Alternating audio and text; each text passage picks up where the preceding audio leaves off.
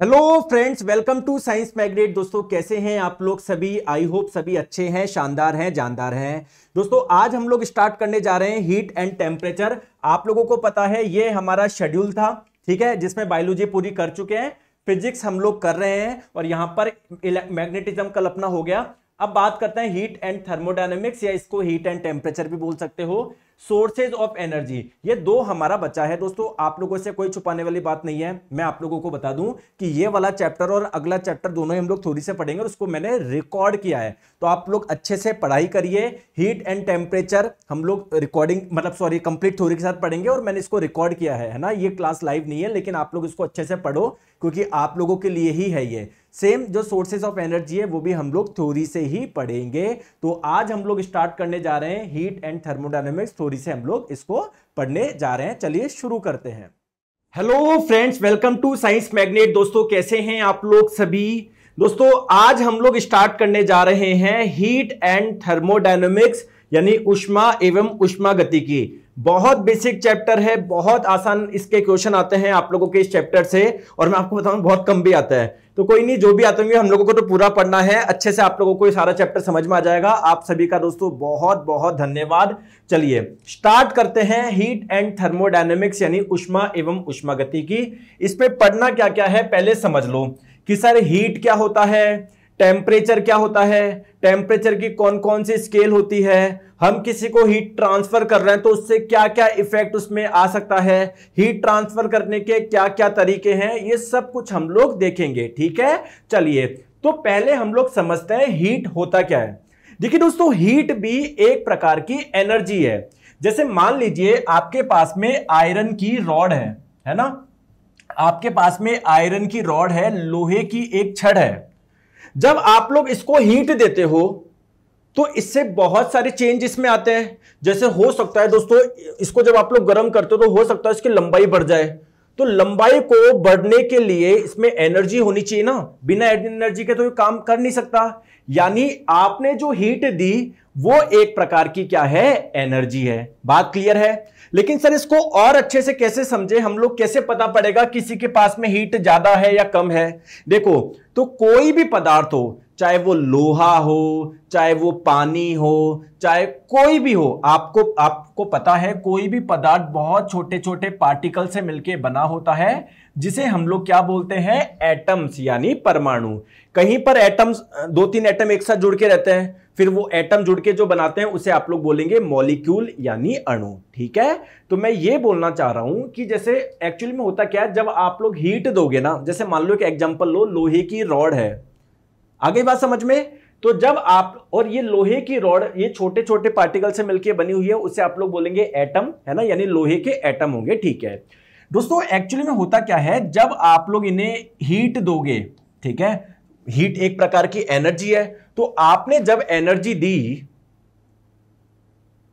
जब आपने एनर्जी दी तो इससे क्या होगा सर, ये जो एटम है, ये जो परमाणु है, एक्चुअली में क्या होता है, ये अंदर वाइब्रेट कर रहे होते हैं, कंपन कर रहे होते हैं। तो जब आप लोग इनको हीट दोगे, जब एनर्जी दोगे, तो क्या करेंगे, ये और वाइब्रेट करेंगे और कंपन करेंगे। आई बात समझ में? अरे दोस्तों बोलते नहीं हो।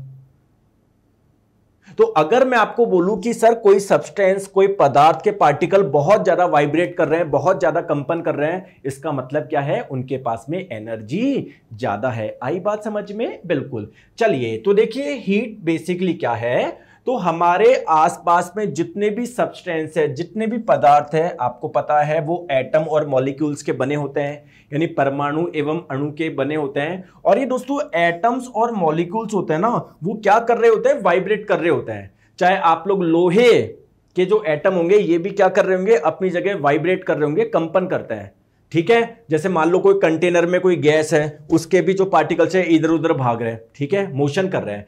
तो एक्चुअली में यार ये मोशन करने के लिए एनर्जी की जरूरत है या नहीं है, बताइए। तो एक्चुअली में इनके पास में एनर्जी होगी तभी वो गति कर पा रहे हैं। तो दोस्तों गति जिस एनर्जी की वजह से कर पा रहे हैं उसे ही हम लोग बोलेंगे हीट, यानी ऊष्मा। अगर आप लोग इसको हीट दोगे तो ये क्या करेंगे, ज्यादा वाइब्रेट करेंगे। क्यों? क्योंकि अब इनके पास में ज्यादा एनर्जी है। बात आ गई समझ में? Yes sir. चलिए अब दोस्तों आप एक सिंपल सी चीज समझिए, जैसे मान लीजिए यहां पर आपके पास में एक कोई रॉड थी या प्लेट मान लो, कुछ भी मान लो, लोहे की प्लेट मान लो, कॉपर की मान लो, जिसकी भी आपको मानना है मान लीजिए। तो कोई भी आप लोगों का, मैंने जैसे कि बताया, वो बहुत छोटे छोटे एटम से मिलकर बना हुआ है, तो ये अंदर छोटे छोटे हमने बना दिया, ये क्या है, लोहे के एटम है। अब जब आप लोगों ने हीट नहीं दी थी स्टार्टिंग में, क्या देखो ये ब्लू वाले हैं, इनके पास में कोई एनर्जी नहीं है, और स्टार्टिंग में इनके पास में भी एनर्जी नहीं थी। लेकिन जब हमने हीट दिया, देखो पहले सारे ब्लू ब्लू कलर के थे, यानी उनके कोई एनर्जी नहीं थी। जैसे आपने हीट दी, ये थोड़े से वाइब्रेट करे, कंपन करे, फिर उन्होंने पास वाले को टक्कर दी, फिर पास वाले को, मतलब एनर्जी बेसिकली यहां से धीरे धीरे यहां पर पहुंच रही है। तो फिर सभी बहुत ज्यादा क्या करना स्टार्ट कर देंगे, वाइब्रेट करना स्टार्ट कर देंगे। तो आप लोगों ने हीट दी, उससे बेसिकली क्या होता है, उसके जो एटम्स और मॉलिक्यूल्स होते हैं वो ज्यादा वाइब्रेट करते हैं। आप सभी का दोस्तों बहुत बहुत धन्यवाद। ठीक है, मेरी गुड विशेष यही है कि आप लोग अच्छे से पढ़े और जल्दी सिलेक्शन ले, क्योंकि जब आप लोग सिलेक्शन लोगे तभी आप लोग मिठाई खिलाओगे, है ना। चलिए आ जाओ। अब सर हीट से रिलेटेड ही एक कॉन्सेप्ट है टेम्परेचर। सर ये टेम्परेचर क्या है ये भी समझा दीजिए, क्योंकि हम लोग, मतलब ये बहुत बेसिक चीज है, इसके बिना आप लोग क्या ही पढ़ोगे आगे। तो टेम्परेचर क्या होता है, जैसे मान लीजिए मैंने आपको बोला कि एक कोई ऑब्जेक्ट है, इसका टेम्परेचर है 50 डिग्री सेल्सियस, और एक कोई बॉडी है, इसका टेम्परेचर है 100 डिग्री सेल्सियस। तो इससे आप लोग क्या पता लगा पाओगे, इन दोनों में क्या डिफरेंस होगा। तो आप लोग बोलोगे कि सर ये 50 डिग्री सेल्सियस है, ये इसके मुकाबले इसका टेम्परेचर कम है, यानी ये थोड़ी ठंडी है। चलो ज्यादा हो गया क्या, चलो मान लो, आप मान लो 5 डिग्री सेल्सियस मान लो, ठीक है 5 डिग्री सेल्सियस। तो आप लोग बोलोगे कि सर ये ठंडी है, ये काफी गर्म है। ठीक है, तो टेम्परेचर बेसिकली क्या है, टेम्परेचर बेसिकली, टेम्परेचर हम लोगों को यह बताता है कि कोई भी ऑब्जेक्ट हॉट है या कोल्ड है। सर जो टेम्परेचर मेजर करते हैं वो किस डिवाइस से करते हैं, देखिए टेम्परेचर को मेजर करने की अलग अलग डिवाइस है। अगर मैं बात करूं हमारी बॉडी का जो टेम्परेचर होता है वो किससे आप लोग मेजर करते हो, मतलब टेम्परेचर को मेजर करने की डिवाइस को बोलते हैं थर्मोमीटर। ठीक है, जो हमारी बॉडी को जिस थर्मोमीटर से आप लोग मेजर करते हो वो होता है आप लोगों का, उसको क्लिनिकल थर्मोमीटर बोलते हैं। क्लिनिकल का मतलब जो क्लिनिक में इस्तेमाल होता है, जो बॉडी, पेशेंट की बॉडी को चेक करने के लिए इस्तेमाल होता है। ठीक है, ठीक है। अब टेम्परेचर को मेजर आप लोग अलग अलग तरीके से कर सकते हो। जैसे मैं बोलूं यार कि एक रेक्टेंगल है, इसकी लंबाई कितनी, आप लोग मीटर में भी बता सकते हो, मुझे इंच में भी बता सकते हो, सेंटीमीटर में भी बता सकते हो। वैसे ही टेम्परेचर को मेजर करने की अलग अलग यूनिट होती है। एक होती है दोस्तों सेल्सियस, टेम्परेचर को सेल्सियस में भी मेजर कर सकते हो, फेरेनहाइट में भी कर सकते हो, और केल्विन में भी कर सकते हो। अब बहुत कंफ्यूज होता है सर ये सेंटीग्रेड क्या होता है, सेल्सियस को ही हम लोग सेंटीग्रेड के नाम से भी जानते हैं, तो कुछ कंफ्यूज मत हो, ये दोनों एक ही है। आई बात समझ में, बिल्कुल। अब देखिए एक चीज ध्यान रखिएगा, जैसा कि मैंने बताया टेम्परेचर को अलग अलग मेजर कर सकते हो, सेल्सियस में भी कर सकते हो, केल्विन में भी, फेरेनहाइट में भी। मान लो एग्जाम में क्वेश्चन पूछा गया कि एक बॉडी का टेम्परेचर इतने केल्विन है, फेरेनहाइट में टेम्परेचर कितना होगा, तो आप लोगों को इनके बीच में रिलेशन पता होना चाहिए ना। तो सर टेम्परेचर की स्केल्स के बीच में क्या क्या रिलेशन होता है, तो ये आप लोगों को एक रिलेशन ध्यान रखना है, C/5 बराबर F - 32/9 बराबर K - 273/5 बराबर R/4।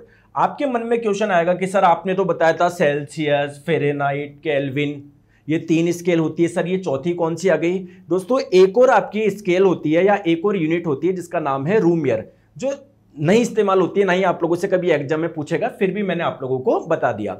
आपको तो केवल इन 3 पे ध्यान रखना है, एक तो सेल्सियस, एक फेरेनहाइट, एक केल्विन। सर इन तीनों को आपस में कैसे बदले, जैसे अगर आप लोगों से एग्जाम में पूछा जाए कि सेल्सियस और केल्विन में क्या रिलेशन होगा, तो बस केवल इसको और इसको बराबर कर दो। अगर आप लोगों से पूछा जाए सेल्सियस में और फेरेनहाइट में क्या रिलेशन होगा, तो इसको और इसको बराबर कर दो। जैसे मैंने आप लोगों से मैंने क्वेश्चन पूछा कि 20 डिग्री सेल्सियस कितने फेरेनहाइट के बराबर है, ये बताओ। तो आपको क्या करना है, इन दोनों को बराबर करना है। सेल्सियस की वैल्यू दी गई है 20, मैंने लिख दिया 20, नीचे आ गया 5, इधर आ गया F - 32/9। कोई दिक्कत है क्या, 20 कटा 5 से 4 बार में, ये 9 जब इधर आ जाएगा 9 × 4 हो जाएगा 36, तो 36 बराबर F - 32। तो 36 + 32 कितने के बराबर हो जाएगा, इतना फ्रेंड 6 + 2 8, 3 + 3 6, तो 68 डिग्री फेरेनहाइट आप लोगों का आंसर हो जाएगा। अगर आप लोगों से कई बार सेल्सियस और केल्विन में रिलेशन पूछे, मान लीजिए मैं आप लोगों से पूछूं 50 डिग्री सेल्सियस कितने केल्विन के बराबर है, तो आप लोग इसको बराबर करोगे। तो जब C/5 और K-273/5 को बराबर कर दोगे तो 5 से 5 कट जाएगा। दोस्तों कटेगा या नहीं कटेगा बताओ? 5 से 5 कटेगा या नहीं कटेगा? कट जाएगा ना। तो आप लोग सिंपल याद रख सकते हो, एक रिलेशन ये भी बन जाएगा कि C बराबर हो जाएगा K-273। यानी कहने का मतलब ये है कि K बराबर हो जाएगा C+273। आप लोगों से कभी सेल्सियस को केल्विन में पूछे तो सिंपल क्या करना है, सेल्सियस में 273 ऐड कर देना है। तो 50 में 273 ऐड कर दो, कितना 3, 7 + 5 12, ठीक है, 7 + 5 12 1, ठीक है। तो 2 1 323 आप लोगों का आंसर हो जाएगा। सही बात है। अब दोस्तों एक चीज मैं आप लोगों को बता दूं, कोई दिक्कत है क्या इसमें? कोई दिक्कत है? नहीं है। क्या आप लोगों को पता है बॉइलिंग पॉइंट क्या होता है? क्वथनांक। सर क्वथनांक वह टेम्परेचर होता है जिस पे पानी बॉइल होना शुरू हो जाए, उबलना स्टार्ट हो जाए। वैसे ही फ्रीजिंग पॉइंट क्या होता है? सर वह टेम्परेचर जिस पे पानी फ्रीज हो जाए, जम जाए। तो आप जब पानी को गर्म करते हो, टेम्परेचर बढ़ता है 70, 80, 90, 100, तो 100 डिग्री सेल्सियस पर पानी क्या हो जाता है, उबलना स्टार्ट हो जाता है। तो पानी का बॉइलिंग पॉइंट कितना है? 100 डिग्री सेल्सियस है। और जब आप लोग टेम्परेचर कम करते हो 0 डिग्री सेल्सियस पे वो बर्फ में कन्वर्ट होना शुरू हो जाएगा। ठीक है, तो ये क्या है? फ्रीजिंग पॉइंट है ना। इसे आप लोग हिमांक भी बोलते हैं हिंदी में। तो कभी एग्जाम में पूछ लिया जाए पानी के हिमांक का मान बताइए, जल्दबाजी में आप लोग 0 डिग्री टिक मत कर देना, पहले देखो किस में पूछा है, सेल्सियस में, फ़ारेनहाइट में या केल्विन में।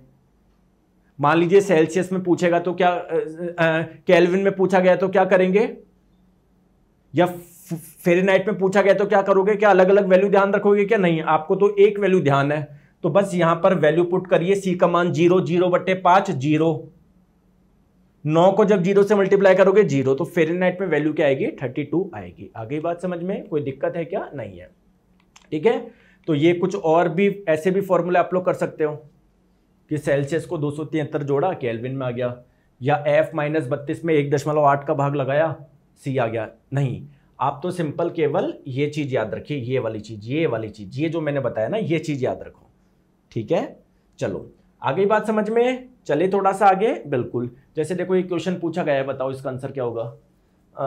जैसे आपको पता है ALP CBT 2 में जो बेसिक साइंस एंड इंजीनियरिंग आता है ना, उसमें हीट एंड टेम्परेचर एक अलग से, मतलब उसमें काफी डिटेल में आता है, तो उसमें आया हुआ क्वेश्चन है ये। -200 डिग्री सेल्सियस फ़ारेनहाइट में बदलो, तो आपको क्या करना है? C/5 बराबर लगाना है यार, F-32/9। क्या दिक्कत है? C का मान कितना है? -200 है, -200/5 हो गया -40। ठीक है, F निकालना है, अभी निकालते हैं। ठीक है, तो ये 9 इधर आके आ जाएगा, 40 से मल्टीप्लाई तो हो जाएगा -360, तो -360 बराबर हो जाएगा F-32। तो F की वैल्यू कितनी हो जाएगी? -360 + 32। ठीक है, माइनस प्लस होता है माइनस, यानी 360 में से आपको 32 माइनस करना है। 360 में से 332 माइनस करेंगे तो कितना आ जाएगा? 328 आ जाएगा। और जो साइन आएगा वो बड़ी संख्या वाला आता है, इतना आप लोगों को पता ही है। तो -328 आएगा। इतना सिंपल सा क्वेश्चन, इतना समय लगा रहा हो, जल्दी से बताओ। -150 सेल्सियस को फ़ारेनहाइट में बदलो, तो लगाओ C/5 बराबर F-32/9। C का मान है 150, तो 150/5 बराबर F-32/9। ठीक है, तो 150 कटा 5 से कितनी बार में? 30 बार में, तो -30 बराबर F-32/9। क्लियर है? तो ये 9 आपका जब 3 से मल्टीप्लाई होगा तो कितना होगा? 270 होगा। तो -270 बराबर F-32।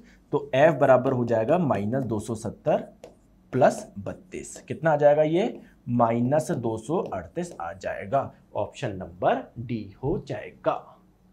क्लियर है? आगे बात समझ में चले, है ना। अब ये सिंपल सा क्वेश्चन है। चलो अब बात आते हैं हीट के इफेक्ट क्या होते हैं।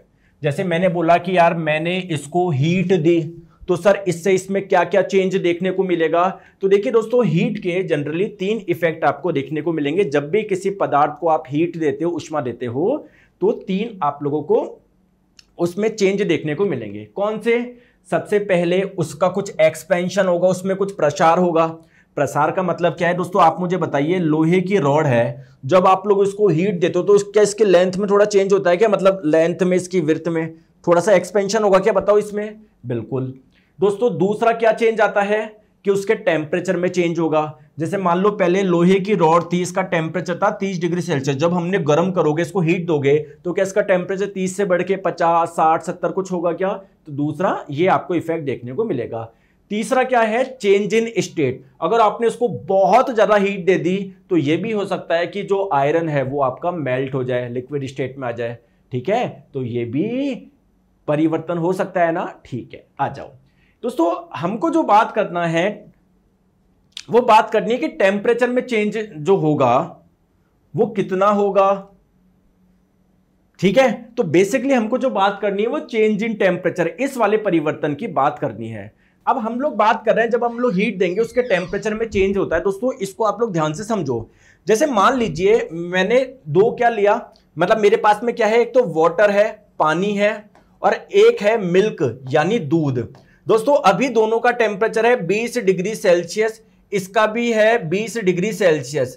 दोस्तों मैंने इसको भी गर्म करा थोड़ी देर के लिए, मैंने इसको भी उतने ही समय के लिए गर्म करा। मैंने माना कि 20 डिग्री सेल्सियस का जो वाटर है इसका टेम्परेचर बढ़ के 30 डिग्री सेल्सियस हो गया कुछ देर में। क्या मिल्क का भी उतना ही होगा क्या, 20 से 30 ही होगा क्या, या सर नहीं दोनों का अलग अलग होगा, क्योंकि सर दोनों पदार्थ अलग अलग है। हो सकता है मिल्क का टेम्परेचर 20 से 35 हो जाए, या 20 से सर 18 रहे। एग्जैक्ट ऐसा नहीं होगा सर, क्योंकि दोनों पदार्थ अलग अलग है। बात समझ में आ रहा है मैं क्या बोलना चाह रहा हूं, बताओ बताओ, बात समझ पा रहे हो मैं क्या बोलना चाह रहा हूं। तो एक चीज मैं आपको ये बोलना चाह रहा हूं कि जब हीट दी जाती है टेम्परेचर में चेंज होता है, बिल्कुल सही बात है। लेकिन दोस्तों वो किस किस पे डिपेंड करेगा, किस किस पर निर्भर करेगा कि वो पदार्थ कौन सा है, वो सब्सटेंस कौन सा है, कौन से पदार्थ को आप लोग हीट दे रहे हो सकता है किसी का टेम्परेचर बहुत ज्यादा बढ़ जाए, किसी का ज्यादा नहीं बढ़े। जैसे लकड़ी है, समझ में आ रहा है, लकड़ी और लोहा गर्म करोगे, लोहा तो बहुत जल्दी गर्म, उसका टेम्परेचर ज्यादा हो जाता है, लकड़ी का उतना नहीं बढ़ता। आगे बात समझ में, ठीक है दोस्तों। दूसरी इंपॉर्टेंट चीज और किस पे डिपेंड करेगी, जैसे मान लो 1 किलोग्राम दूध है आपके पास में, आप लोग इसको गर्म कर रहे हो, इसका टेम्परेचर बढ़ाना चाह रहे हो आप, तो क्या 1 किलोग्राम दूध को भी उतनी ही हीट देनी पड़ेगी क्या जितनी 500 किलोग्राम दूध को देनी पड़ेगी। नहीं सर, अगर दूध ज्यादा है तो हीट ज्यादा देनी पड़ेगी सर। तो कुल मिला के जो हीट देनी होगी उसको, उसका टेम्परेचर चेंज करने के लिए, वो और किस पे डिपेंड करेगी सर, उसका मास कितना है, द्रव्यमान कितना है। अगर ज्यादा दूध है तो सर आप, जैसे मैं ये बोलना चाह रहा हूं कि मेरे पास में 1 किलोग्राम दूध है, मैं इसका टेम्परेचर 30 डिग्री से 40 डिग्री सेल्सियस करना चाहता हूं, तो मुझे हीट देनी पड़ेगी। मान लीजिए मेरे पास 1 किलो दूध की जगह 500 किलोग्राम दूध है, इसका टेम्परेचर मैं 30 से 40 करना चाहता हूं, तो क्या इतनी ही हीट देनी पड़ेगी क्या, इसको तो थोड़ी सी दी मैंने, क्या इसको भी इतनी देनी पड़ेगी कि नहीं सर इसको ज्यादा देनी पड़ेगी। तो क्या दी जाने वाली हीट की मात्रा इस पर डिपेंड करेगी क्या। अब मेरा एक क्वेश्चन है कि जैसे मान लो दूध है मेरे पास में, 1 किलो दूध है, उसका टेम्परेचर अभी मान लो 30 डिग्री है, अभी मैं उसका टेम्परेचर 30 से 40 करना चाहता हूं, तो मुझे हीट देनी पड़ेगी, बिल्कुल सही बात है। अगर टेम्परेचर 30 से मान लो मुझे 80 डिग्री सेल्सियस तक करना है, तो उतनी ही हीट देनी पड़ेगी, ज्यादा हीट देनी पड़ेगी सर, ज्यादा हीट देनी पड़ेगी। तो जो हीट आप लोग दे रहे हो वो दोस्तों उससे क्या होगा, टेम्परेचर में चेंज आएगा। तो टेम्परेचर में कितना चेंज आएगा ये डिपेंड करेगा आपने हीट कितनी दी, या टेम्परेचर में कितना चेंज लाना चाहते हो उतनी आप लोगों को हीट देनी पड़ेगी। तो ये चीज आप लोगों को समझ में आ गई होगी। सर अलग अलग पदार्थ पर निर्भर करेगा, किसी को आपने हीट दी, दूध को आपने पानी को भी दी, हो सकता है पानी का टेम्परेचर ज्यादा बढ़ जाए, पानी दूध का कम बढ़े, तो हर पदार्थ पर वो निर्भर करता है। तो दोस्तों इसी से मिलता जुलता एक कॉन्सेप्ट है जिसका नाम है देखो, जैसे मान लीजिए ये एक कोई पदार्थ है, अभी मैं आयरन ले लेता हूं, लोहा मान लेता हूं मैं, ठीक है, क्योंकि लोहा आप लोगों को पता है, अच्छे से पता है। दोस्तों लोहे का कुछ द्रव्यमान है, मान लेते हैं m है, हम लोग लोहे का कुछ टेम्परेचर में चेंज लाना चाहते हैं, मान लेते हैं जो टेम्परेचर में चेंज लाना चाहते हैं वो डेल्टा टी हम लोग मान लेते हैं। तो अगर आप लोग टेम्परेचर में चेंज लाना चाहते हो तो क्या आपको इसको हीट देनी पड़ेगी क्या? तो जो हीट हम लोग इसे देंगे उसे हम लोग Q से डिनोट कर लेते हैं। क्लियर है? तो क्या मैं बोल सकता हूं क्या हीट का मान जो होगा ना वो डायरेक्टली प्रोपोर्शनल होगा टेम्परेचर चेंज के, यानी तापमान में परिवर्तन के। यानी जितना ज्यादा आप लोग तापमान में परिवर्तन लाना चाहते हो सर उतनी ही हीट आपको देनी पड़ेगी। या इसका उल्टा मैं ऐसे भी बोल सकता हूं सर जितनी ज्यादा हीट आप लोग दोगे उतना ज्यादा इसका टेम्परेचर में चेंज आएगा। क्लियर है क्या? पहली इंपॉर्टेंट चीज, बात समझ में आ गई क्या दोस्तों? क्या मैं बोल सकता हूं क्या कि जो अगर आप लोग टेम्परेचर में चेंज लाना चाहते हो तो जो हीट देनी पड़ेगी वो डायरेक्टली प्रोपोर्शनल होगी इसके मास के, यानी द्रव्यमान के। यानी किसी पदार्थ का द्रव्यमान जितना ज्यादा होगा उसकी मात्रा जितनी ज्यादा होगी सर उतनी ही ज्यादा हीट देनी पड़ेगी। बात क्लियर है क्या? तो आपने बता दिया इन दो चीजों पर निर्भर करती है। दोस्तों तीसरी चीज और है जो आपने नहीं बताई, पिछली अभी मैंने लिखा था पदार्थ पे भी निर्भर करेगी कि किस पदार्थ में ज्यादा हीट देनी पड़ती है, किस पदार्थ पे कम। तो दोस्तों एक्चुअली में होता क्या है, जो हीट दी जाती है किसी भी पदार्थ को कितनी हीट देनी उसका एग्जैक्ट फॉर्मूला क्या होता है, M इंटू सी इंटू डेल्टा टी। ध्यान से समझना, टेंशन मत लो, अभी मैं बता दूंगा। ठीक है, डेल्टा टी आपको पता है टेम्परेचर में चेंज है। जितना ज्यादा आप लोग टेम्परेचर में चेंज लाना चाहते हो उतनी ही ज्यादा आपको हीट देनी पड़ेगी। M है मास यानी द्रव्यमान, किसी पदार्थ का द्रव्यमान जितना ज्यादा है उतनी ही ज्यादा आपको हीट देनी पड़ेगी। सिमिलरली ये C क्या है सर, ये C है स्पेसिफिक हीट। कई जगह इसको S से भी डिनोट करता है। तो ये क्या है, स्पेसिफिक हीट है, विशिष्ट ऊष्मा। विशिष्ट ऊष्मा क्या होता है सर, ये जो होता है वो अलग अलग पदार्थ के लिए अलग अलग होता है। ये होता क्या है मुझे बताओ, अभी मैं समझाऊंगा, टेंशन मत लो। आप तो बस मुझे यह बता दो कि अगर किसी पदार्थ की स्पेसिफिक हीट यानी विशिष्ट ऊष्मा का मान कम है तो इसका मतलब क्या है। जैसे मान लो एक पदार्थ है, मैंने लिया 2 किलोग्राम, मैंने मान लीजिए एक पदार्थ लिया X, इसके तापमान में मैं परिवर्तन करना चाहता हूं 70 डिग्री सेल्सियस से। ठीक है, एक कोई मैंने दूसरा पदार्थ लिया उतना ही 2 किलोग्राम, वो पदार्थ है Y, उसके भी मैं कितने तापमान में परिवर्तन लाना चाहता हूं, 70 डिग्री सेल्सियस लाना चाहता हूं। मान लेते हैं पहले 30 था, अब मैं लाना चाहता हूं 100 डिग्री सेल्सियस करना चाहता हूं, यानी 70 डिग्री सेल्सियस का परिवर्तन लाना चाहता हूं। दोस्तों इसको भी मुझे हीट देनी पड़ेगी, इस वाले को भी हीट देनी पड़ेगी। मान लीजिए इसकी स्पेसिफिक हीट विशिष्ट ऊष्मा का मान कम है और इसके विशिष्ट ऊष्मा का मान ज्यादा है, तो हीट ज्यादा कहां पर देनी पड़ेगी। आप लोग जब देखो ये फॉर्मूला है, तो जिसकी स्पेसिफिक हीट ज्यादा होगी ना उसको हीट आपको ज्यादा देनी पड़ेगी, तो इसको हीट ज्यादा देनी पड़ेगी अगर आप लोग चाहते हो इसके तापमान में इतना परिवर्तन आए। तो सर इसको और कैसे समझे हम लोग, स्पेसिफिक हीट विशिष्ट ऊष्मा को, जिसको C से भी डिनोट करते हैं, स्मॉल c से भी और S से भी। सर इसको क्या मैं ऐसे लिख सकता हूं क्या, Q upon M into delta T. क्या मैं इसको ऐसे लिख सकता हूं क्या, बताओ दोस्तों। आप मुझे बताएंगे अगर मैं द्रव्यमान का मान लूं 1 किलोग्राम, ठीक है दोस्तों, टेम्परेचर की ऐसा यूनिट क्या होती है, केल्विन होती है। ठीक है, बहुत बढ़िया। अब मुझे एक चीज मुझे बताओ, जैसे मान लो पहले टेम्परेचर था 3 डिग्री सेल्सियस, अब उस पदार्थ का टेम्परेचर हो गया 10 डिग्री सेल्सियस। मैंने बोला टेम्परेचर में कितना चेंज आया, आप लोग क्या बोलोगे, पहले 3 डिग्री था, 10 डिग्री सेल्सियस है, 60 डिग्री सेल्सियस का चेंज आया। मैं आपसे पूछ रहा हूं कि जो टेम्परेचर में चेंज हुआ उसको केल्विन में बताओ, केल्विन में निकालो कितने केल्विन का चेंज आया। तो इसमें सीधे 273 ऐड मत कर देना, ऐसे गलती मत कर देना। तो आप लोग पहले टेम्परेचर कितना था, 3 प्लस 273 यानी 276 केल्विन था। दोस्तों बाद में टेम्परेचर कितना हुआ, 10 डिग्री सेल्सियस, केल्विन में बताओ 273 प्लस 10 यानी 283 केल्विन। तो पहले 276 था, बाद में 283 होगा, कितने का चेंज आ गया, 60 डिग्री केल्विन का चेंज आया। तो मैं क्या बोलना चाह रहा हूं, टेम्परेचर में जो चेंज है वो सेल्सियस में लो या केल्विन में लो, बात बराबर आएगी। बात समझ में आ रही है सर, क्यों आएगी, क्योंकि यहां पर क्या है 3 प्लस 273 है, बाद में कितना है 273 प्लस 10। तो जब इसमें से जब ये माइनस करोगे 273 तो वैसे ही माइनस हो जाएगा। तो मैं ये बोलना चाह रहा हूं कि सेल्सियस और केल्विन डिफरेंस टेम्परेचर का डिफरेंस सेल्सियस में लो या केल्विन में लो, बात बराबर है। ठीक है, तो मैं ये बोलना चाह रहा हूं कि अगर किसी पदार्थ का तापमान आपको 1 डिग्री सेल्सियस से बढ़ाना है या 1 केल्विन से बढ़ाना है, बात एक ही है।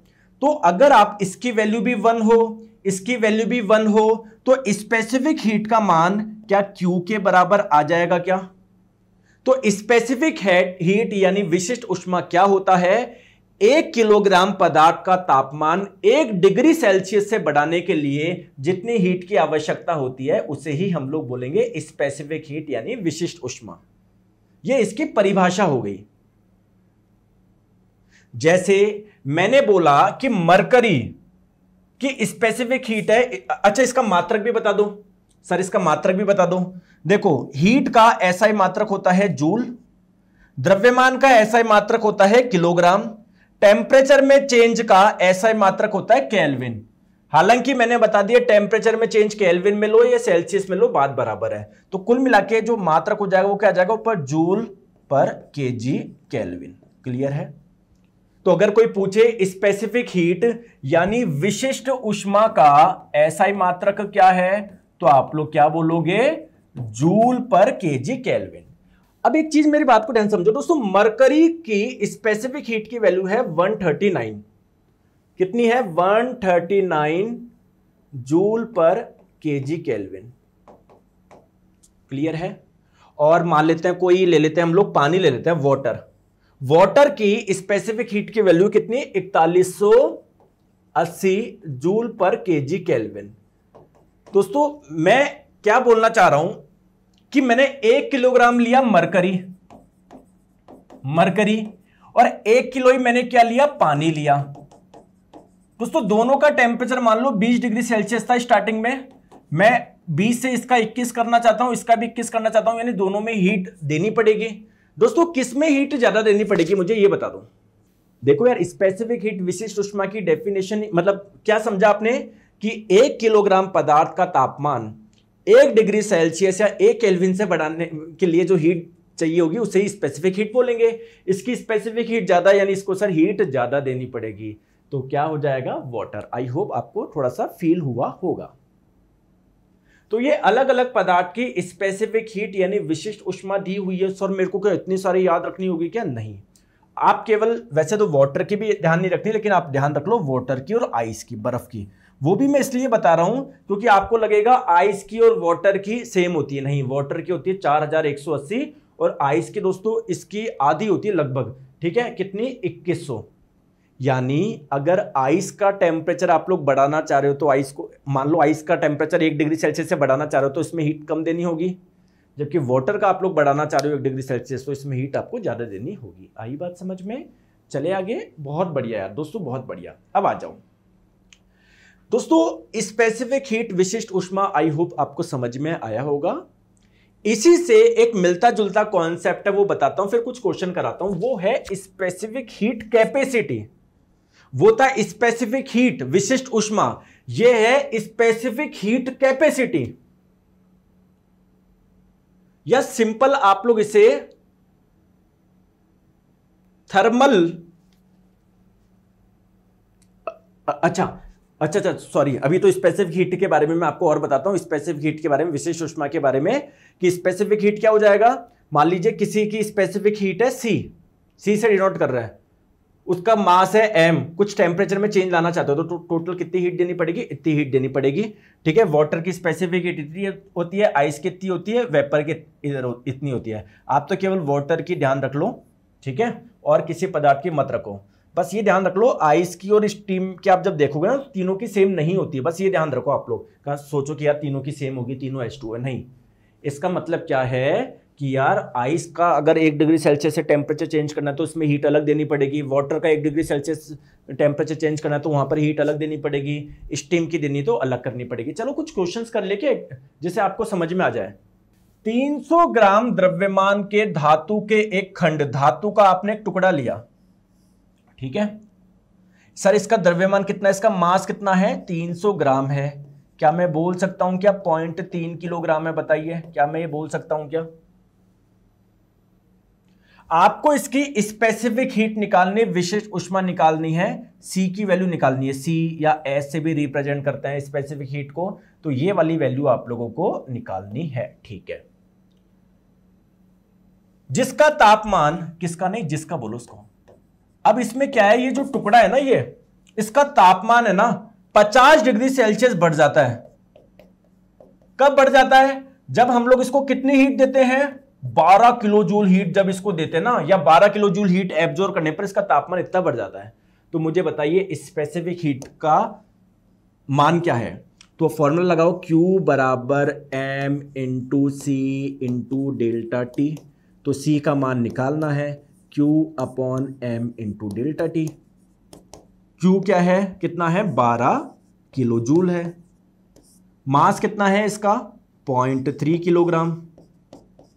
और टेम्परेचर में चेंज कितना आ गया, 50 डिग्री सेल्सियस। टेम्परेचर का जो चेंज है वो सेल्सियस में ले लो, केल्विन में ले लो, बात बराबर है। लो मैंने केल्विन ले लिया। ठीक है, देखो आप लोगों से आंसर किस में पूछा गया है, जूल पर ग्राम पर केल्विन। इसका मतलब क्या है, वो ये पूछना चाह रहा है, इसको तो लेना है ग्राम में, टेम्परेचर में चेंज को लेना है केल्विन में, और ये वाली वैल्यू लेनी है जूल में। बेसिकली वो ये बोलना चाह रहा है। ठीक है, आप कंफ्यूज ना हो इसलिए मैंने यहां पर लिख दिया और सिंपल कर दिया। क्लियर है, आ जाओ। तो मुझे बताओ कितनी हीट आपने दी इसको, 12 किलो जूल। नहीं, जूल में बताओ, 12 इंटू 10 की पावर 3 जूल। ठीक है सर। कितना द्रव्यमान था इसका, 300 ग्राम था, 300 ग्राम था। टेम्परेचर में कितना चेंज आ गया, 50 डिग्री सेल्सियस। तो सेल्सियस में ले लो, केल्विन में ले लो, बात बराबर है, 50 केल्विन का आ गया। बात क्लियर है। अब आप लोग मुझे बताइए, सॉल्व करके बताइए। तो देखो 1 2 3, 3 जीरो से ये कट गया, बिल्कुल सर कट गया। ऊपर क्या बचा सर, 12 बचा। नीचे क्या बचा, 5 इंटू 3 15 बचा। तो आंसर आएगा 12/15। और ऊपर देखो जूल है, नीचे ग्राम है और केल्विन है, जिसको मैं जूल ग्राम की पावर -1 केल्विन की पावर -1, तो 12/15। 12/15 कितना आएगा, देखिए दोस्तों 12/15 एक से थोड़ा सा कम आएगा। ऑप्शन नंबर डी आपका आंसर हो जाएगा। बताओ आई बात समझ में, आई बात समझ में। चलिए नेक्स्ट क्वेश्चन देखो, सीबीटी 2 में आए हुए हैं आपके क्वेश्चन, है ना। सीबीटी जनरल साइंस में बहुत मतलब आता नहीं है, लेकिन ठीक है आपको पता होना चाहिए स्पेसिफिक हीट क्या होता है। तो एल्यूमिनियम के 100 ग्राम का एक ब्लॉक है, टुकड़ा है 100 ग्राम का। ठीक है, कैसे भी टुकड़ा मान लेते हैं। इसका द्रव्यमान कितना है, 100 ग्राम है। इसकी स्पेसिफिक हीट, विशिष्ट ऊष्मा का मान दे दिया कितना, 900 जूल पर केजी केल्विन। ठीक है, पूछा जा रहा है कि इसमें कितनी हीट दे हम लोग, जिससे इसके टेम्परेचर में 10 डिग्री सेल्सियस का चेंज आ जाए, 10 डिग्री सेल्सियस बढ़ जाए। ठीक है, तो फॉर्मूला लगा लो, Q बराबर m into small C into delta T. m का मान कितना है, 100 ग्राम है। अब देखो मेरी को एक चीज मुझे बताओ, आपको आंसर किस में चाहिए, जूल में चाहिए। ठीक है, जूल में ला देंगे। तो जूल में लाने के लिए क्या करें, देखो अगर मैं ये द्रव्यमान का मान किलोग्राम में ले लूं, स्पेसिफिक हीट का मान मैं जूल पर केजी केल्विन में ले लूं, और टेम्परेचर में जो चेंज हुआ उसका मान अगर मैं केल्विन में लूं, तो देखो किलोग्राम से किलोग्राम कट जाएगा, केल्विन से केल्विन, हमारा आंसर जूल में आ जाएगा। जूल में ही चाहिए ना, तो द्रव्यमान का मान रखो किसमें। और आप ऐसे देखो, चलो एक तो तरीका ये है, एक तरीका क्या है, एसआई मात्रक क्या होता है हीट का, जूल होता है। आपसे आंसर पूछा गया है जूल में, यानी एसआई मात्रक में पूछा गया है, तो सारे एसआई मात्रक रखो। द्रव्यमान का एसआई मात्रक होता है किलोग्राम, टेम्परेचर में चेंज का जो एसआई मात्रक होता है वो होता है केल्विन। हालांकि टेम्परेचर में जो चेंज है वो केल्विन में ले लो, सेल्सियस में ले लो, बात बराबर ही है। और स्पेसिफिक हीट का एसआई मात्रक होता है क्या, जूल पर किलोग्राम केल्विन। ठीक है, आगे बात समझ में आ गई। तो देखो द्रव्यमान का वैल्यू कितना है, 100 ग्राम यानी 0.1।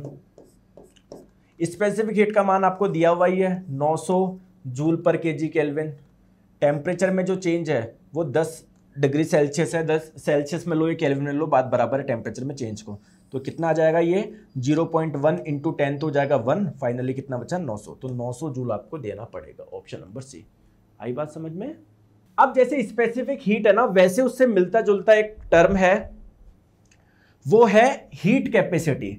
देखिए दोस्तों, स्पेसिफिक हीट को आप स्मॉल सी से डिनोट कर सकते हैं या सिंपल सी से डिनोट कर लीजिए, कैपिटल से कर लो कोई बात नहीं, क्योंकि मैंने यहां पर हीट कैपेसिटी के लिए जो यूज करा है ना वो सी डैश करा है, तो कंफ्यूजन ना हो तो वहां पर हम स्मॉल सी से इसको कैपिटल सी से कर लेते हैं कई बार, या उसको अगर कैपिटल सी से कर रहे तो उसको सी डैश से कर लेते हैं, मतलब अंतर पता होना चाहिए। ठीक है, आ जाओ दोस्तों। वैसे एक मिलता जुलता टर्म है जिसका नाम है हीट कैपेसिटी या थर्मल कैपेसिटी। सर ये क्या होता है?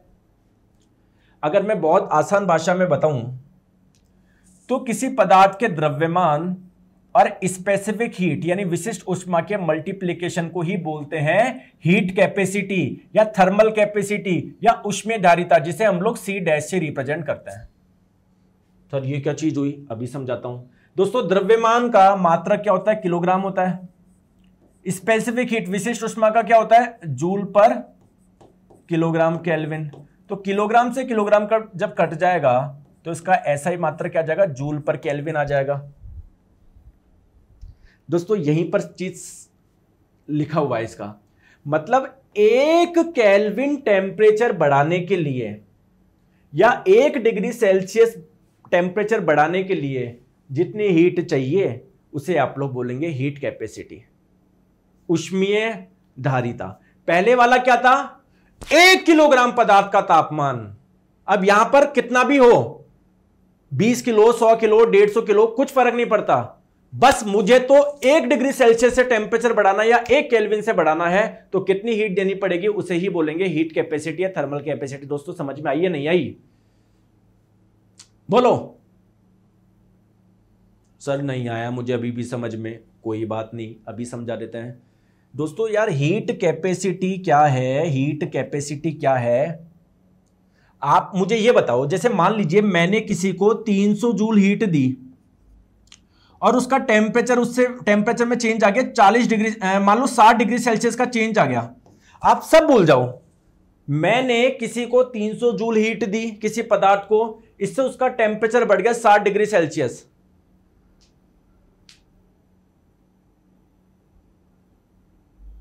आप तो मुझे यह बताइए कि हीट कैपेसिटी की वैल्यू क्या है, ऊष्मीयधारिता का मान क्या है, थर्मल कैपेसिटी का मान क्या है? सर आपने मुझे बताया था कि उसका 1 डिग्री सेल्सियस टेम्परेचर बढ़ाने के लिए या 1 डिग्री सेल्सियस से टेम्परेचर में चेंज लाने के लिए या 1 केल्विन का चेंज लाने के लिए जो हीट देनी पड़ेगी उसे ही बोलेंगे थर्मल कैपेसिटी।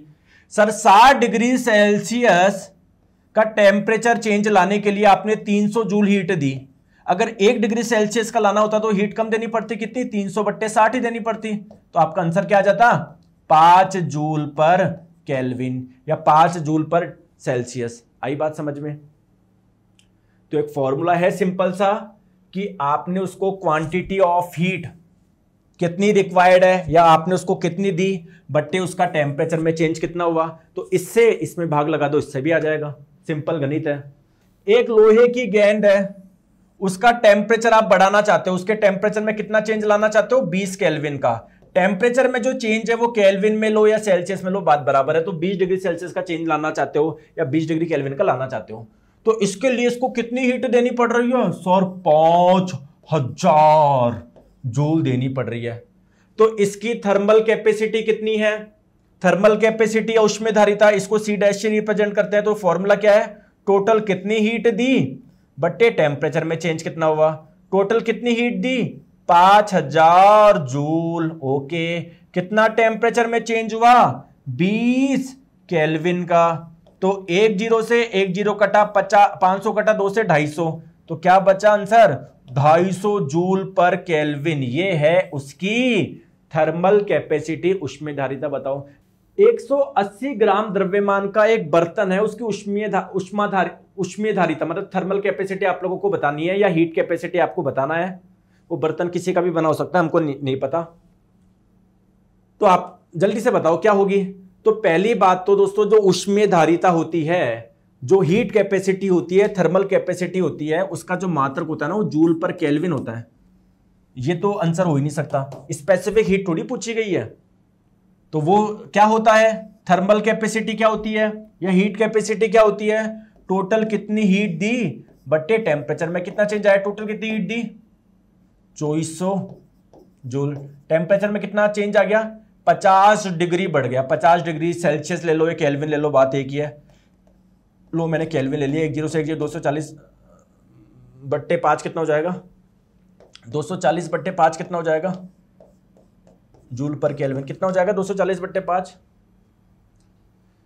40 48 आ जाएगा, ऑप्शन नंबर ए। बताओ दोस्तों, जैसे मान लो कोई पानी है, इसका तापमान है 3 डिग्री सेल्सियस, आपने इसको हीट दी, इसका टेम्परेचर बढ़ के हो गया 10 डिग्री सेल्सियस, तो कितनी हीट दी, ये फॉर्मूला लगा के आप लोग निकाल दोगे। ठीक है दोस्तों, पानी का टेम्परेचर 3 डिग्री सेल्सियस था, बढ़ के 90 डिग्री सेल्सियस का पानी हो गया, कितनी हीट दी, ये फॉर्मूला लगा के निकाल दोगे। लेकिन मान लो आपके पास में 3 डिग्री सेल्सियस पर पानी था, आपने इतनी हीट दी कि वो वाष्प में भी कन्वर्ट हो गया, वाष्प का भी टेम्परेचर मान लो 50 डिग्री सेल्सियस है, क्या ये फॉर्मूला लगा पाओगे क्या? और अगर लगा पाओगे तो स्पेसिफिक हीट, विशिष्ट ऊष्मा का मान किसका लोगे, पानी का लोगे या वाष्प का लोगे? अब कुछ बच्चे बोलेंगे कि सर एक दिमाग लगाना पड़ेगा, क्या कि सर पहले जो पानी था 3 डिग्री सेल्सियस का पानी था, पहले वो 100 डिग्री सेल्सियस के पानी में कन्वर्ट हुआ होगा, गर्म पानी में। ठीक है, फिर सर 100 डिग्री सेल्सियस का पानी वाष्प में बदला होगा सर, मतलब जब इसका टेम्परेचर 101 हो गया होगा तब ये वाष्प में बदल गया होगा। अच्छा, तो 101 डिग्री सेल्सियस का जो वाष्प है वो फिर, अच्छा मैंने मान लो 150 डिग्री सेल्सियस पूछना चाह रहा हूं मैं, 150 डिग्री सेल्सियस की वाष्प में कन्वर्ट हुआ होगा, तो कुछ हीट यहां पर लगी होगी, कुछ हीट यहां पर लगी होगी mc∆T, यहां पर स्पेसिफिक हीट रख देंगे पानी की, यहां पर लगा देंगे mc∆T, यहां पर स्पेसिफिक हीट रख देंगे वाष्प की, वेपर की। दोस्तों आपने दिमाग सही लगाया, बिल्कुल सही लगाया, लेकिन यहां पर एक हीट और होती है, वो हम लोग भूल गए। यहां पर बिल्कुल सही है, यहां तक आप थोड़ा सही कर रहे हो, लेकिन पूरी तरीके से सही नहीं हो। आइए मैं पूरा कॉन्सेप्ट आपको सिखाता हूं। यहीं पर एक कॉन्सेप्ट लगता है लेटेंट हीट का और गुप्त ऊष्मा का। सर क्या लगता है, आइए मैं आपको बताता हूं। दोस्तों हमारे पास में क्या था, एक कंटेनर था, उस कंटेनर में क्या थी, हमारे पास में आइस थी, बर्फ थी। क्या थी, बर्फ थी, और बर्फ का तापमान था मान लीजिए -20 डिग्री सेल्सियस। क्लियर है दोस्तों, जब हमने हीट करा तो क्या देखा, टेम्परेचर बढ़ गया, -20 डिग्री सेल्सियस की जो आइस है वो किस में कन्वर्ट हो गई, किस में कन्वर्ट हो गई, -10 डिग्री सेल्सियस की आइस में कन्वर्ट हो गई। और हीट करा तो देखा -10 से टेम्परेचर बढ़ के कितना हो गया, 0 डिग्री सेल्सियस हो गया मान लो। तो आइस जो है वो 0 डिग्री सेल्सियस की आइस हो गई हमारे पास में। दोस्तों जब हमने और हीट दी तो देखा टेम्परेचर बढ़ ही नहीं रहा, तो वो जो हीट थी वो कहां गायब हो गई। दोस्तों उस हीट का इस्तेमाल हो गया 0 डिग्री सेल्सियस की आइस को किस में कन्वर्ट करने में, 0 डिग्री सेल्सियस के पानी में कन्वर्ट करने पे। तो जो हीट हमने दी वो कहां गायब हो गई, टेम्परेचर तो बढ़ा ही नहीं, तो उस हीट का इस्तेमाल हो गया इसके स्टेट में चेंज करने में, अवस्था में परिवर्तन करने में।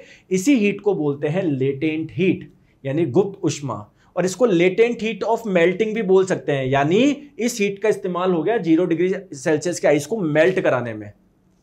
क्लियर है, आ गई। फिर आपने और हीट दी तो 0 डिग्री सेल्सियस का पानी का तापमान बढ़ के कितना हो गया, 100 डिग्री सेल्सियस का हो गया पानी। आपने और हीट दी, आपने देखा सर टेम्परेचर बढ़ ही नहीं रहा, फिर वो हीट जा कहां पर रही है, उस हीट का इस्तेमाल हो गया 100 डिग्री सेल्सियस के पानी को 100 डिग्री सेल्सियस के वाष्प में कन्वर्ट करने में। तो वो हीट जो आपने दी वो कहां गायब हो गई, वो 100 डिग्री सेल्सियस के पानी को 100 डिग्री सेल्सियस के वाष्प में कन्वर्ट करने के लिए इस्तेमाल हो गई। दोस्तों मैंने ग्राफ लिया, एक एक्सिस पे लिया मैंने टेम्परेचर यानी तापमान, और एक एक्सिस पे लिया मैंने हीट यानी ऊष्मा का मान। यहां पर ध्यान लगाओ, सब अपना यहां पर ध्यान लगाओ, सब यहां पर ध्यान लगाओ। लगा रहे हो क्या, बिल्कुल सर लगा रहे हैं। तो स्टार्टिंग में दोस्तों कुछ टेम्परेचर था, ये टेम्परेचर हम लोग मान लेते हैं कितना था, -20 डिग्री सेल्सियस था मान लो। दोस्तों हम हीट देते जा रहे हैं, हीट देते जा रहे हैं, तो क्या होता जा रहा है, टेम्परेचर बढ़ता जा रहा है, बढ़ता जा रहा है, बढ़ता जा रहा है, बढ़ता जा रहा है। ठीक है, तो दोस्तों यहां पर टेम्परेचर कितना हो गया, 0 डिग्री सेल्सियस हो गया, आइस का टेम्परेचर 0 डिग्री सेल्सियस हो गया। हमने क्या देखा, हम और हीट देते जा रहे, देते जा रहे, देते जा रहे, देते जा रहे, देते जा रहे, देते जा रहे, देते जा रहे, देते जा रहे, लेकिन टेम्परेचर बढ़ ही नहीं रहा। तो उस हीट का इस्तेमाल क्या हो गया, जो 0 डिग्री सेल्सियस की आइस थी उसको 0 डिग्री सेल्सियस के वाटर में बदलने में इस्तेमाल हो गया। यानी यहां पर आइस से वाटर में क्या हो रही है, मेल्टिंग हो रही है, और उसमें जो हीट लगी है, हीट जो लगी उसे बोलेंगे लेटेंट हीट ऑफ मेल्टिंग या गलन की गुप्त उष्मा। अब आपने क्या किया सर, मैंने और हीट दी, जब और हीट दी टेम्परेचर बढ़ता जा रहा तो 0 डिग्री सेल्सियस की जो वाटर था वो 100 डिग्री सेल्सियस के वाटर तक पहुंच गया, उसका टेम्परेचर बढ़ गया। जब आपने और हीट दी तो देखा टेम्परेचर बढ़ ही नहीं रहा, 100 से 101 हो ही नहीं रहा। तो उस हीट का इस्तेमाल कहां पर हो रहा है, जो आप इतनी हीट लगा रहे हो उस हीट का इस्तेमाल हो गया 100 डिग्री सेल्सियस के पानी को 100 डिग्री सेल्सियस की वेपर में यानी वाष्प में कन्वर्ट करने में। तो इस वाली हीट को बोलते हैं लेटेंट हीट ऑफ वेपराइजेशन यानी वाष्पन की गुप्त उष्मा। अब जब आप लोग इसको और हीट दोगे तो जो 100 डिग्री सेल्सियस की वेपर है उसका टेम्परेचर बढ़ेगा, 101, 105, 110, 120, 150 ऐसा होगा। बात आ गई समझ में? तो दोस्तों ये इसकी कोई वैल्यू होती होगी कि यार सर 0 डिग्री सेल्सियस के आइस को अगर मैं 0 डिग्री सेल्सियस के वाटर में कन्वर्ट करना चाहूँ तो मुझे कितनी हीट देनी पड़ेगी, कुछ वैल्यू होती होगी। यानी लेटेंट हीट ऑफ मेल्टिंग की कोई ना कोई वैल्यू है। आ गई बात समझ में? तो प्यारे दोस्तों लेटेंट हीट ऑफ मेल्टिंग यानी गलन के गुप्त उष्मा की वैल्यू कितनी होती है, वो होती है दोस्तों 333.2 किलो जूल पर केजी। इसका मतलब क्या है, इसी में सब कुछ लिखा हुआ है मेरे प्यारे दोस्तों कि 1 किलोग्राम 0 डिग्री सेल्सियस की जो आइस है उसको 0 डिग्री सेल्सियस के वाटर में कन्वर्ट करने के लिए 333.2 किलो जूल हीट चाहिए। यहां पर क्या है 2257 kilo joule per kg latent heat of vaporization वाष्पन की गुप्त उष्मा। इसका मतलब क्या है, 1 किलोग्राम 0 डिग्री सेल्सियस की वाष्प को, ठीक है, सॉरी 1 किलोग्राम, ओ सॉरी मैंने गलत लिख दिया, सॉरी दोस्तों, 1 किलोग्राम 100 डिग्री सेल्सियस के पानी को 100 डिग्री सेल्सियस के वाष्प में कन्वर्ट करने के लिए इतनी हीट चाहिए। दोस्तों मेरा क्वेश्चन यह है कि 1 किलोग्राम 0 डिग्री सेल्सियस की आइस को 0 डिग्री सेल्सियस के वाटर में कन्वर्ट करने के लिए आपने बताया हीट कितनी चाहिए, कितनी चाहिए, कितनी चाहिए, 333.2 किलो जूल। दोस्तों मुझे तो ये बस एक चीज बता दो, अगर मेरे पास में 5 किलोग्राम बर्फ हुई 0 डिग्री सेल्सियस पर और मुझे उसको 0 डिग्री सेल्सियस के वाटर में कन्वर्ट करना होगा तो कितनी हीट देनी होगी, बस ये बता दो, गलत मत करना, बताओ। तो मैं ये बोलना चाह रहा हूं क्या सर कि अगर 1 किलोग्राम को कन्वर्ट करने में अगर इतनी हीट लग रही है, 5 के लिए क्या करो, 5 से गुना कर दो यार, और क्या करना है दोस्तों, सिंपल सी बात है। आ गई बात समझ में? और क्या करना है यार मुझे बताओ, कुछ करना है क्या? छोटी सी बात है, समझते नहीं हो बात को, बस कंफ्यूज होते रहते हो। कॉन्सेप्ट समझो, कभी कोई गलती नहीं होगी। चलिए आगे।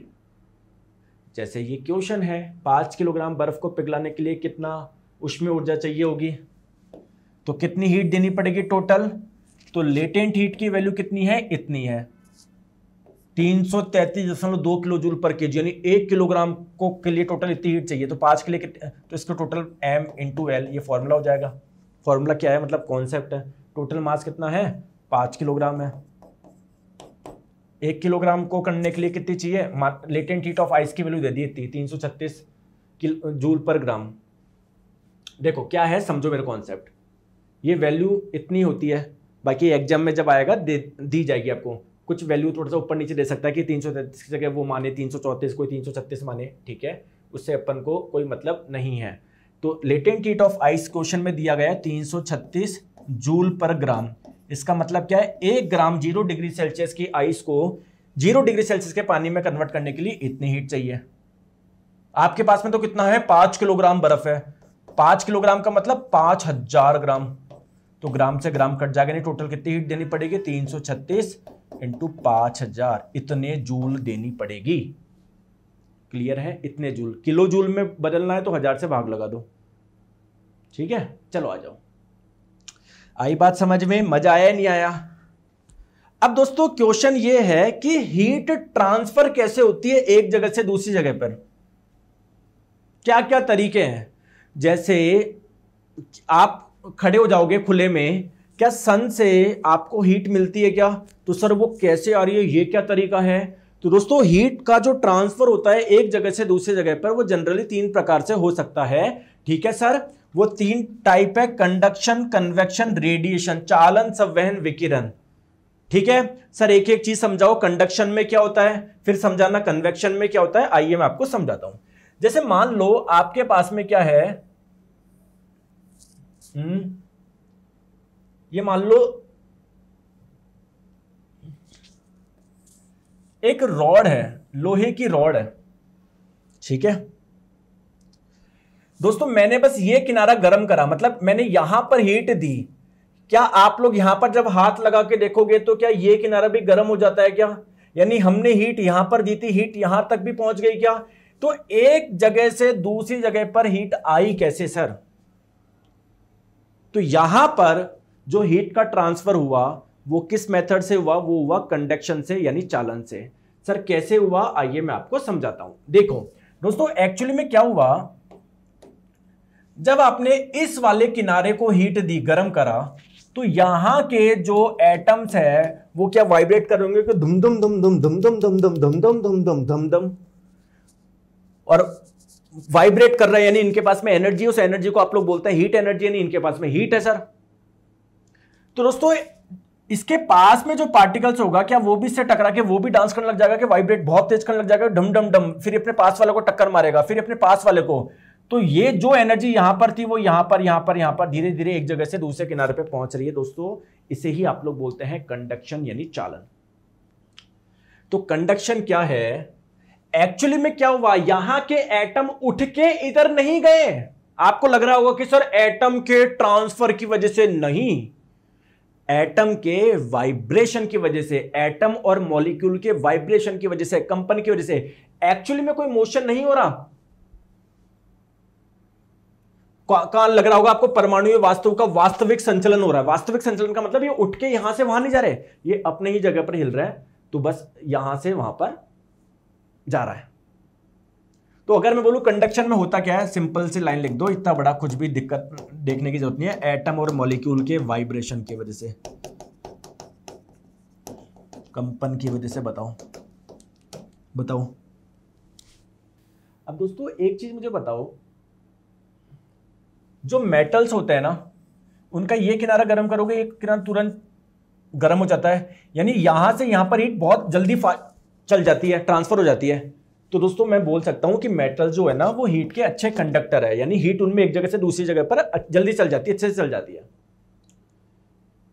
दोस्तों कुछ पदार्थ ऐसे भी होंगे, जैसे लकड़ी, मान लो ये किनारा गर्म करोगे तो ये किनारा गर्म नहीं होगा, नहीं हीट यहां से यहां पर नहीं पहुंचेंगे, तो उसको आप लोग बोलेंगे बैड कंडक्टर, या आप लोग इन्हें इंसुलेटर बोल सकते हो, कुचालक है। तो क्लियर? तो wood, cork, cotton, wood, glass, rubber, ये सारे इसी के एग्जांपल है बैड कंडक्टर के या इंसुलेटर के। ठीक है, आ जाओ।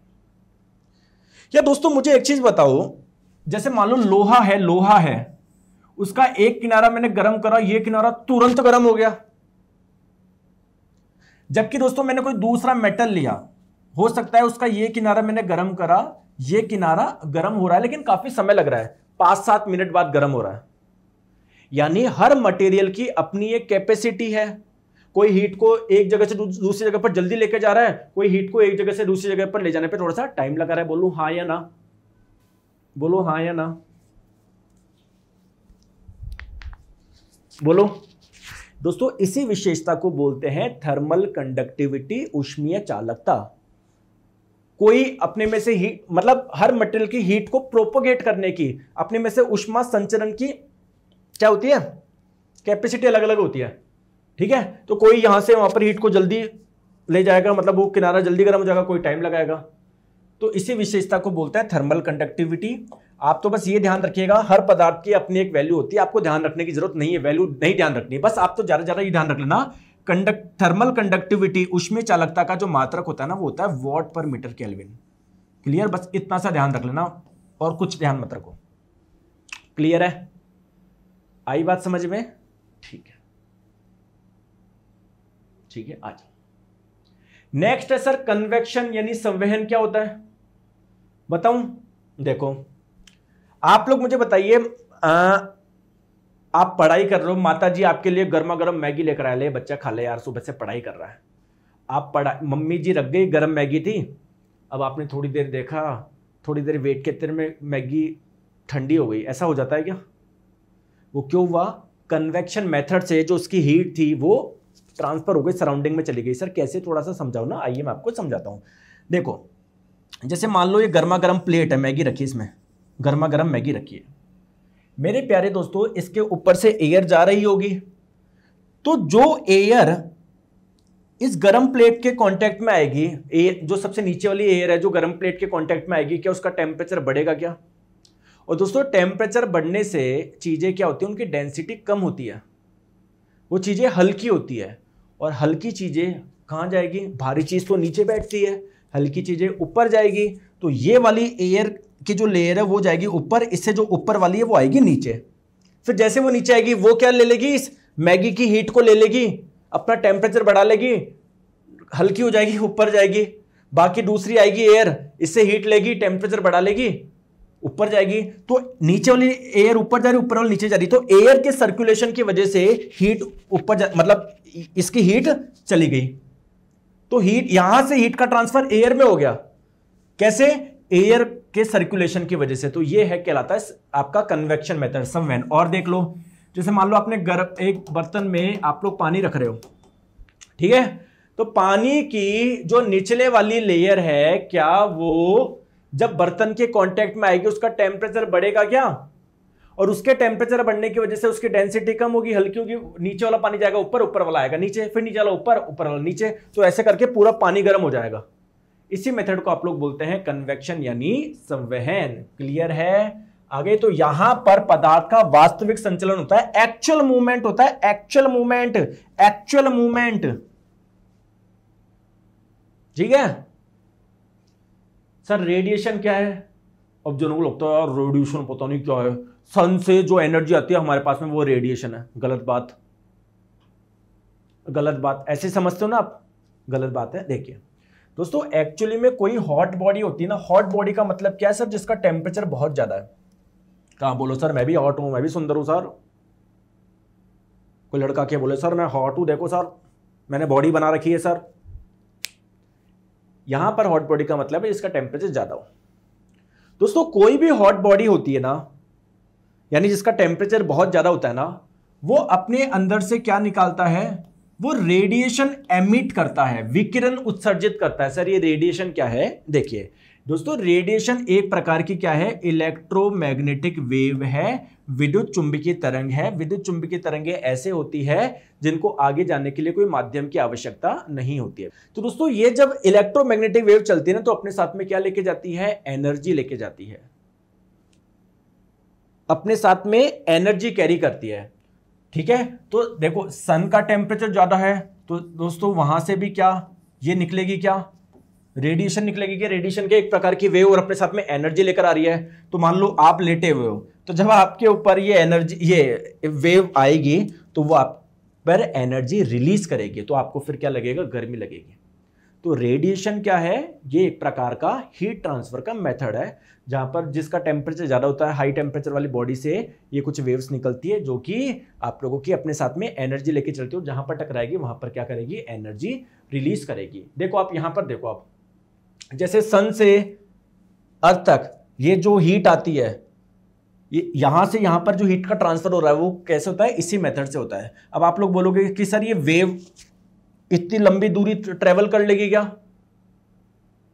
बताओ सर बीच में तो सर बहुत खाली जगह होगी जहां पर कुछ नहीं होगा। अरे दोस्तों ये एक प्रकार की इलेक्ट्रोमैग्नेटिक वेव है, इनको आगे चलने के लिए किसी कोई मतलब नहीं है, कोई माध्यम हो या ना हो, यह चल लेगी। क्लियर है क्या?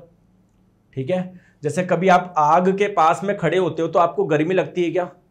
तो यहां से हीट आपके पास में आती है कैसे? क्योंकि दोस्तों इसका टेम्परेचर ज्यादा है, तो इससे क्या निकलेगी? रेडिएशन निकलेगी। रेडिएशन एक प्रकार की वेव है ना, जो आपके पास में एनर्जी लेकर आएगी। आगे बात समझ में?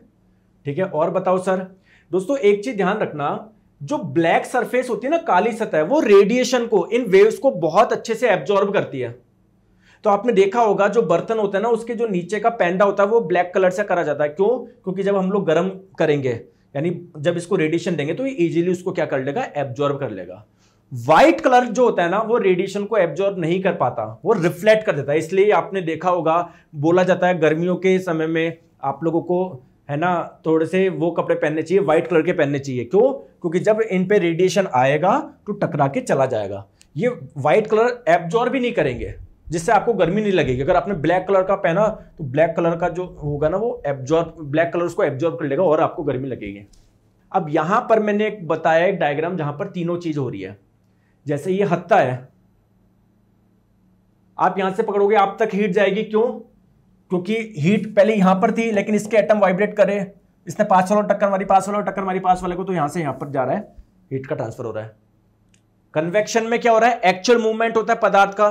तो लिक्विड और गैस में जो हीट का ट्रांसफर होता है वो कन्वेक्शन से होता है, संवहन से। क्योंकि यहाँ का लिक्विड ऊपर जा रहा है, ऊपर और नीचे आ रहा है। सेम गैस में भी होता है, मैगी वाला एग्जांपल दिया था। रेडिएशन में क्या है, नीचे कोई नीचे आप आग जला रखी है, कुछ भी मान लो लकड़ी वगैरह जला रखी है, आप इधर खड़े हो तो आप तक भी हीट आएगी। किस मेथड से? रेडिएशन मेथड से। आई बात समझ में आई? चलिए कुछ बताओ। Dash is a mode of heat transfer by actual motion of matter. कौन सा मेथड ऐसा है जिसमें पदार्थ खुद फ्लो कर रहा है, एक जगह से दूसरी जगह पर एनर्जी लेकर जा रहा है? कन्वेक्शन में, संवहन में होता है ये। क्लियर है? आ जाओ। तो दोस्तों आई होप आपको आज का सेशन पसंद आया होगा, मजा आया होगा। अच्छे से पढ़ाई करो। Thank you so much, take care, bye bye. और प्लीज रिक्वेस्ट है, प्ले स्टोर पे 5 स्टार रेटिंग आप लोग दे दे, ठीक है? Thank you so much, take care, bye bye.